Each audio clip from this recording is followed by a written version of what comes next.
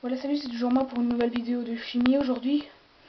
Donc pour la récupération du gaz produit par le peroxyde d'hydrogène et le permanganate de potassium.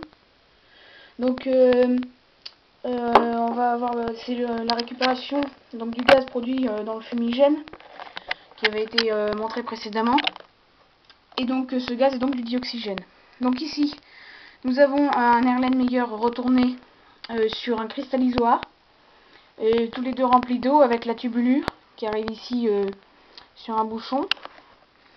Et on aura besoin aussi d'un ballon à fond plat ou rond, d'un goupillon pour le nettoyage à la fin, ce qui ne sera pas montré dans la vidéo, d'une potence, d'un peu de peroxyde d'hydrogène ou eau oxygénée. Le peroxyde d'hydrogène a pour formule, le peroxyde d'hydrogène est ici, donc H2O2. Et on aura besoin aussi de permanganate de potassium. Le permanganate de potassium qui est ici, KMnO4. Donc ce que je vais vous montrer sont les molécules de peroxyde d'hydrogène et de permanganate de potassium. Donc on va d'abord suspendre notre ballon à la potence. On va ajouter au fond un petit peu d'eau oxygénée.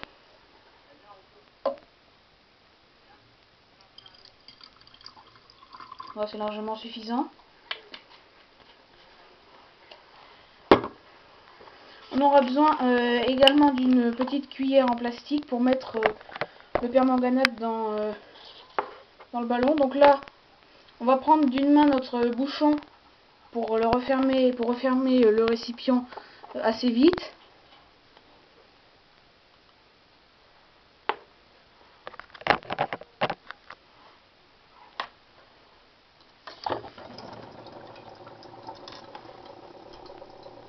Donc ici nous voyons assez vite l'Erlenmeyer qui se remplit à une vitesse assez importante.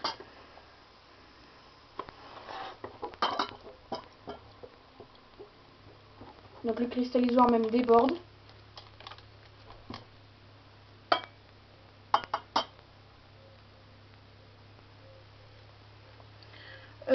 Nous aurons utilisé de l'eau, ce qui permettra ensuite d'aspirer le liquide.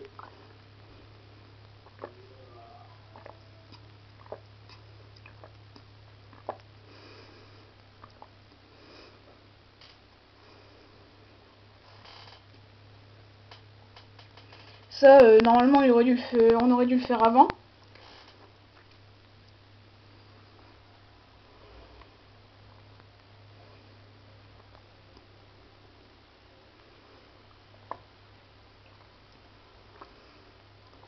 Voilà.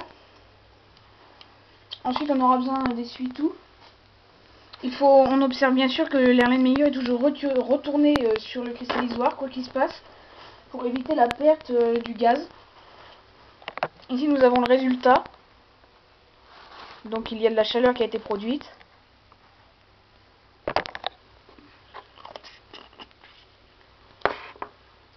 Donc, on va identifier ce gaz.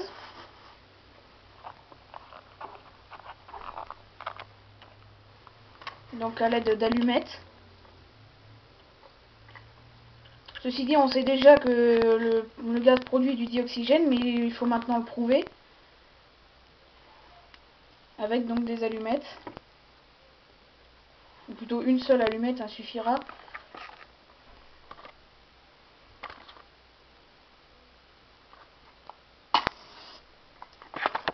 On a maintenant allumé. Nous voyons qu'à l'intérieur, la combustion est bien plus vive.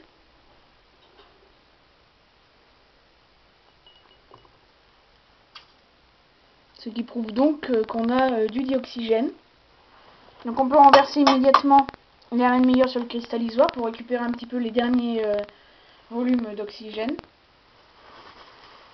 Donc on va récapituler maintenant avec les molécules.